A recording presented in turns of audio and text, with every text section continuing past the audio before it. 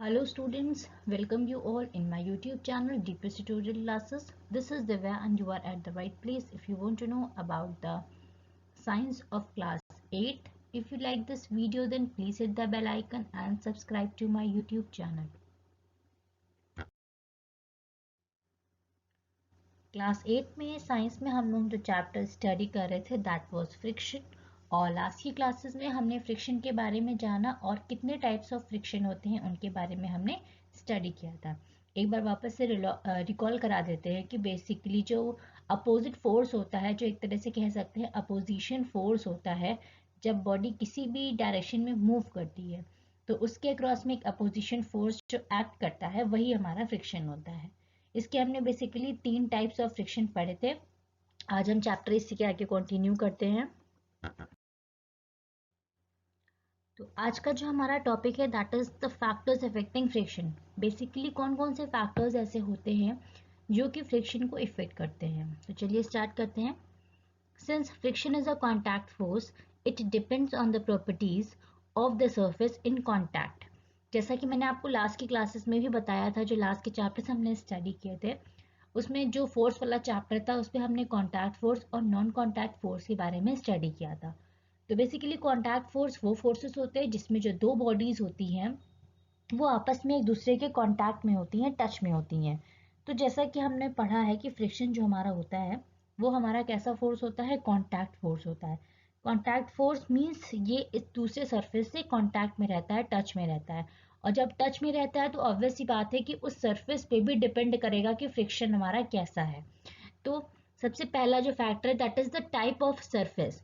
If the surface in contact are very smooth then there will be little friction.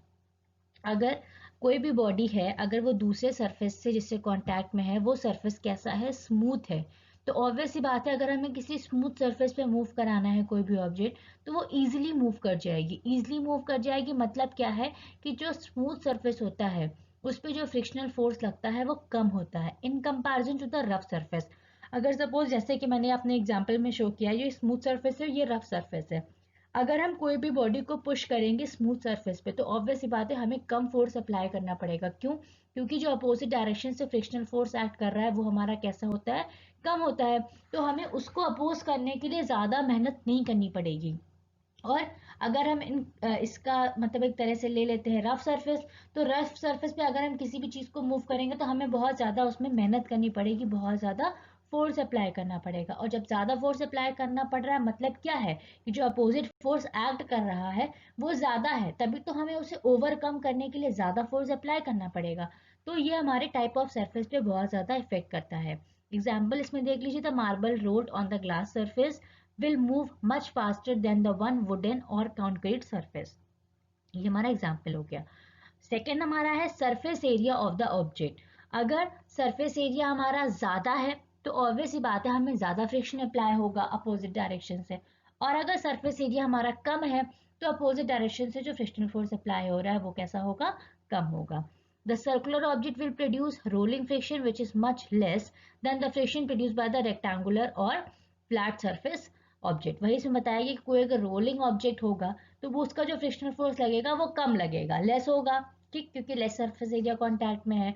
और अगर जो rectangular हम कोई बड़ा सा सरफेस लेते हैं तो उसका फ्रिक्शनल फोर्स जो होगा वो हमारा ज्यादा होगा क्योंकि ज्यादा सरफेस एरिया कांटेक्ट में। तो जितना ज्यादा सरफेस एरिया कांटेक्ट में होगा उतना फ्रिक्शन जो है वो ज्यादा एक्ट करेगा, और जितना कम सरफेस एरिया कांटेक्ट में होगा उतना ही फ्रिक्शन कम एक्ट करेगा। नेक्स्ट हमारा जो आता है that is mass of the object. अब हैवी मास होगा, heavy mass will produce more friction. अब ऑब्वियस बात है कोई हैवी मास है तो उसको हमें एक प्लेस से दूसरे प्लेस से मूव कराने के लिए ज्यादा फोर्स अप्लाई करना पड़ेगा।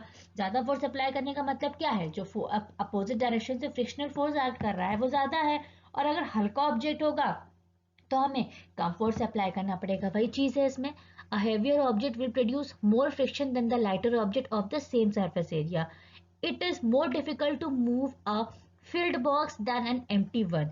This happens because the heavier object get tightly interlocked with the surface below it than the lighter object. जो heavy object होता है वो उस surface से, जिस surface से contact में है, उससे ज़्यादा टाइटली इंटरलॉक हो जाता है. इस वजह से उसको मूव करने के लिए हमें ज़्यादा फोर्स अप्लाई करना पड़ेगा. और ज़्यादा फोर्स अप्लाई करने का मतलब क्या है कि अपोजिट डायरेक्शन से जो फ्रिक्शनल फोर्स एक्ट कर रहा है वो भी हमारा ज़्यादा है, तभी तो उसको ओवरकम करने के लिए हमें ज़्यादा फोर्स अप्लाई करना पड़ रहा है. तो जितना ज़्यादा हमारा बॉडी का मास होगा उतना ही ज़्यादा फ्रिक्शनल फोर्स अपोजिट डायरेक्शन से एक्ट करेगा और जस्ट इसका अपोजिट हो जाता है. नेक्स्ट आता है हमारा state of motion of an object. It is easy to move an object already in motion then an object in rest. अब ऑब्वियस सी बात है, सपोज कोई बॉडी रेस्ट में है तो अगर हमें उसको मूव कराना है तो ऑब्वियस सी बात है हमें उसे पूरी तरीके से ज़्यादा से फोर्स अप्लाई करना पड़ेगा मूव करने के लिए. और अगर कोई ऑब्जेक्ट हमारा ऑलरेडी मोशन में है तो उसको हम हल्का से भी पुश करेंगे तो वो क्या करेगा, मोशन में तो है ही है, वो अपनी और स्पीड गेन कर लेगा. तो इसका यही मतलब है कि स्टेट ऑफ मोशन मतलब दो स्टेट्स होती है, या तो रेस्ट में होगा या हमारा मोशन में होगा. तो हमारा जो बॉडी है अगर उसको हमें मूव कराना है, ऑलरेडी मूव कर रही है, तो हमें कम फोर्स अप्लाई करना पड़ेगा. और तो उसमें जो ऑब्वियस बात है फ्रिक्शनल फोर्स जो एक्ट करेगा अपोजिट डायरेक्शन से वो कम होगा, क्योंकि ऑलरेडी मोशन में थी, हमने उसे हल्का से खाली फोर्स अप्लाई किया. और अगर कोई बॉडी हमारी रेस्ट में है तो उसे मूव करने के लिए हमें ज्यादा फोर्स अप्लाई करना पड़ेगा, मतलब जो फ्रिक्शनल फोर्स अपोजिट डायरेक्शन से एक्ट करेगा वो हमारा ज्यादा होगा उस केस में. It is easy to move an object already in motion than an object at rest. If you have ever noticed people pushing a car or a bus, you will realize that initially they have to push very hard to make the car moving. Once it starts moving, force required to move it moving is less. तो इसमें यही बताया गया है कि अगर हम already moving चीज को हमें और तेज से मूव कराना है तो हमें उसके लिए कम फोर्स अप्लाई करना होगा. और अगर कोई चीज अगर हमारी रेस्ट में है उसे हमें मूव कराना होगा तो हमें ज्यादा फोर्स अप्लाई करना पड़ेगा. तो ये हमारे हो गए फैक्टर्स जो कि हमारे फ्रिक्शन पे डिपेंड करते हैं, इफेक्ट करते हैं फ्रिक्शन को. अब हमारा आता है फ्रिक्शन जो होता है हमारी डेली लाइफ में हम लोग कहाँ कहाँ एक्सपीरियंस करते हैं. तो मैं आपको बता देना चाहती हूँ कि मैक्सिमम बहुत सी चीज़ें ऐसी होती हैं जो अपनी हम डेली लाइफ में जहाँ पे हम फ्रिक्शनल फोर्स को एक्सपीरियंस कर सकते हैं. तो चलिए हम लोग एक एक करके थोड़े बहुत पॉइंट्स इसमें डिस्कस कर लेते हैं. Friction is behind many important things that we do. It also has certain disadvantages. It is said that the friction is a necessary evil in our life. कहीं कहीं किसी चीज का अगर एडवांटेज होता है तो उसका कुछ ना कुछ डिसएडवांटेज भी होता है. तो सबसे पहले हम लोग देख लेते हैं कि फ्रिक्शन हमारी लाइफ में कहाँ कहाँ नीडेड होता है. सबसे पहला जो है वॉकिंग. वॉकिंग जो मैं आपको बता देना चाहती हूँ, हम लोग चलते हैं तो एक अपोजिट डायरेक्शन से फ्रिक्शनल फोर्स एक्ट करता है जिसकी वजह से हम लोग एक प्लेस पे खड़े रहते हैं. जब हमें मूव करना होता है तो हम अपने फुट्स के थ्रू फोर्स अप्लाई करते हैं जिसकी वजह से हम आगे मूव कर सकते हैं. अगर ये फ्रिक्शनल फोर्स हमारी लाइफ में ना एक्ट करे, ना प्रेजेंट हो, तो हम लोग एक पॉइंट पे खड़े नहीं रह सकते हैं.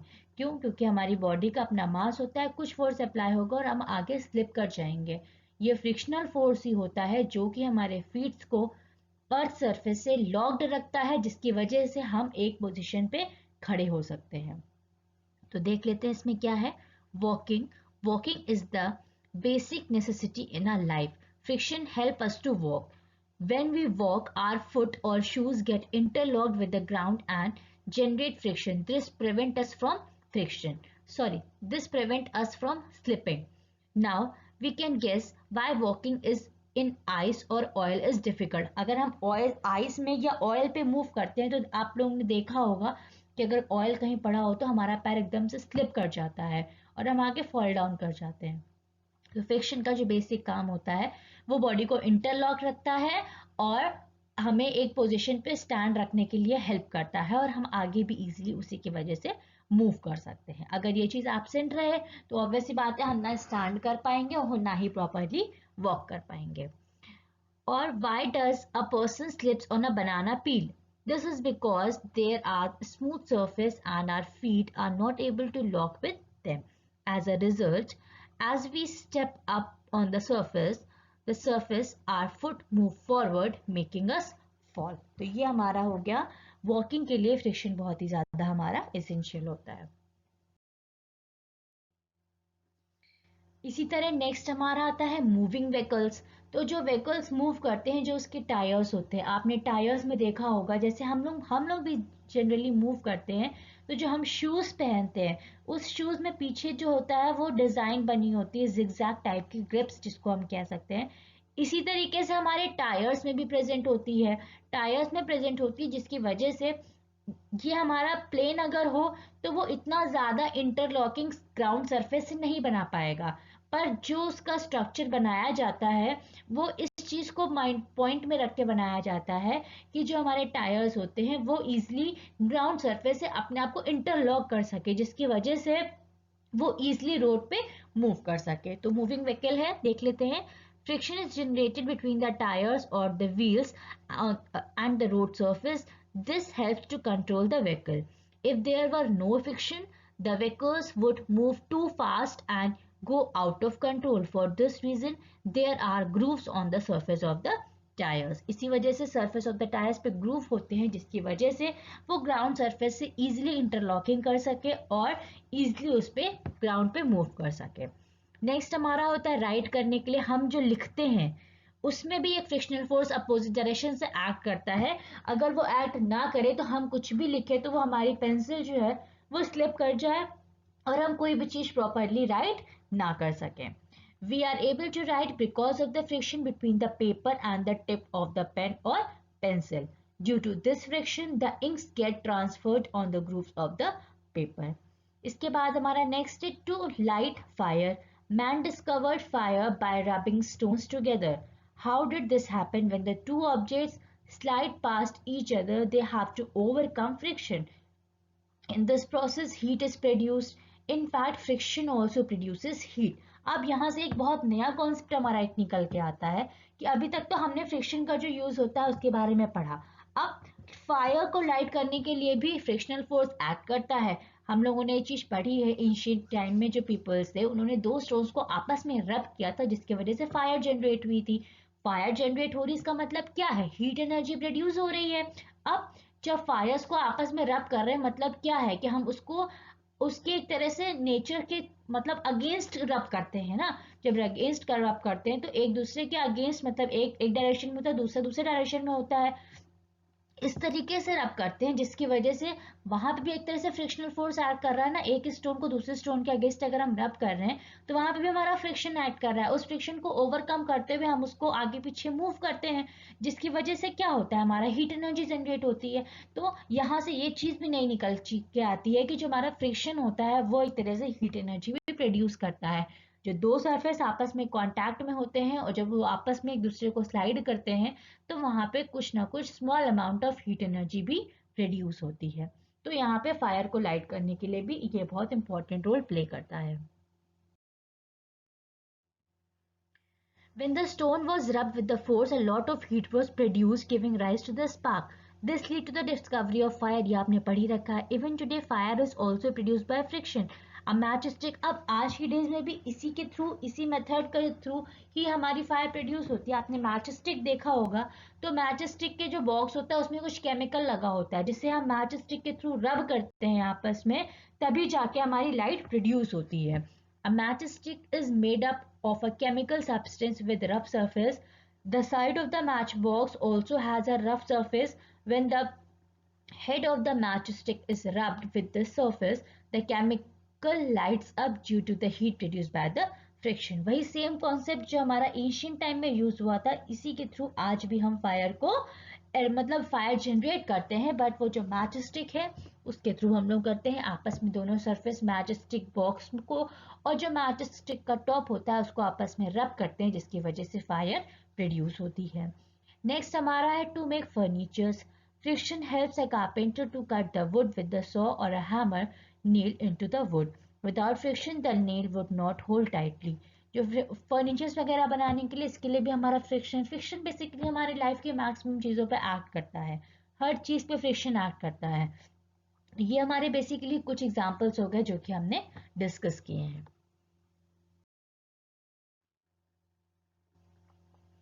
अब मैंने आपको बताया कि फ्रिक्शन जैसे हमारे लिए एक तरह से इम्पॉर्टेंट है, तो कहीं ना कहीं इसका कुछ डिसएडवांटेज भी है।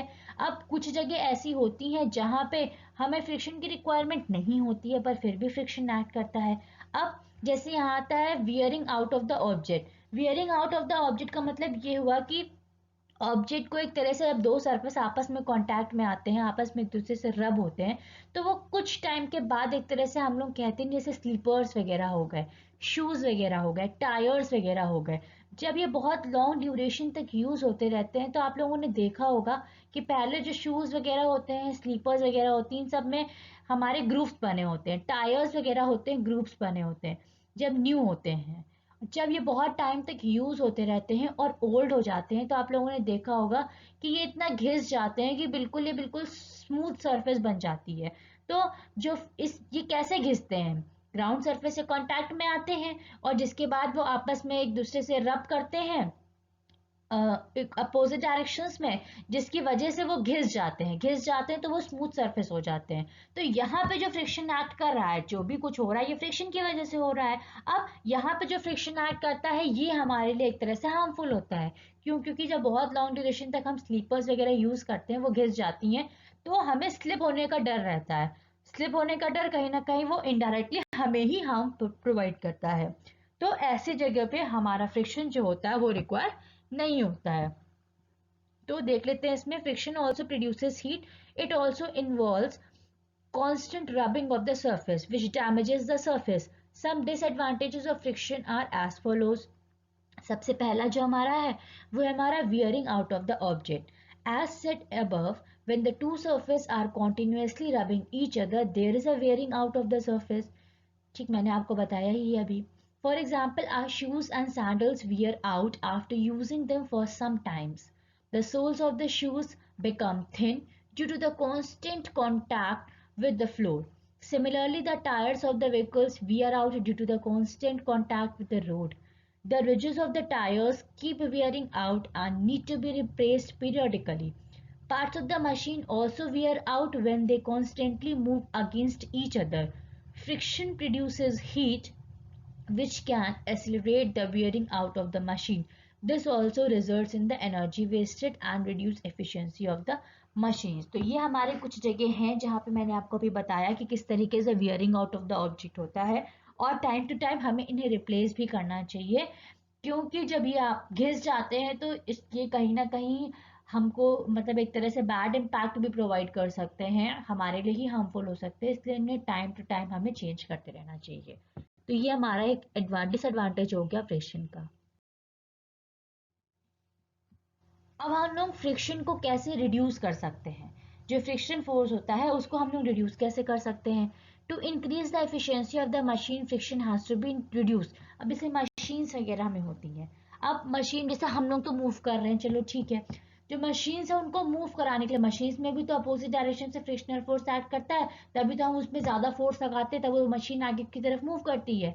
तो वहां पे फ्रिक्शनल फोर्स को रिड्यूस करने की रिक्वायरमेंट है। क्यों? क्योंकि कम फोर्स अप्लाई करे और मशीन जो हमारी है वो इजीली मूव करने लगे।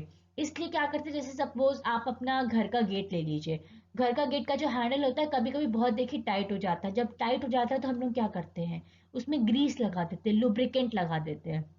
आपके घर में पंखा वगैरह हो गया या और भी कुछ चीजें हो गई जो कि मतलब मूव करती हैं, अगर वो कुछ टाइम के बाद उसमें क्या होता है कि मूवमेंट में थोड़ा दिक्कत आने लगती है जिसकी वजह से प्रॉपर तरीके से वो मूव नहीं करती, तो हम उसको इजीली मूव कराने के लिए उसमें अलग से लुब्रिकेंट या ग्रीस यूज करते हैं, जिसकी वजह से वो इजीली मतलब मूव करने लगती है। क्योंकि स्मूथ सरफेस से मैंने आपको बताया था कि चीज जल्दी मूव करती हैं। तो मशीन्स में इस चीज को रिड्यूस करना फ्रिक्शन को बहुत ज्यादा एसेंशियल होता है, जिससे जो मशीन है वो हमारी स्मूथली रन कर सके। तो इसमें वही दिया है, to increase the efficiency of the machine friction has to be reduced. हमें मशीन जो है वो एफिशिएंटली वर्क करे, इसलिए हमें वहां फ्रिक्शन को रिड्यूस करना बहुत ही ज्यादा एसेंशियल होता है। This is done by mainly by applying lubricants and using ball bearings. Ball bearings means हम कह सकते हैं कि सर्कुलर चीज यूज करके जिससे जो मशीन है वो हमारी इजीली मूव कर सके। Lubricants are slippery substance and they help to make the surface smooth, thereby reducing friction. Another way of reducing friction is to use a ball bearing between the parts of the machine. Machine के जो parts हैं उसके बीच में हम लोग ये spherical surface होता है शेप का, इसका जो शेप होता है वो स्फेरिकल होता है बेसिकली. इसको हम लोग यूज कर सकते हैं जिसकी वजह से हम लोग फ्रिक्शन को रिड्यूस कर सकते हैं. तो वही इसमें दिया हुआ है, ball bearing are the spherical in shape and hence reduces friction. और इस तरीके से हम फ्रिक्शन को रिड्यूस कर सकते हैं.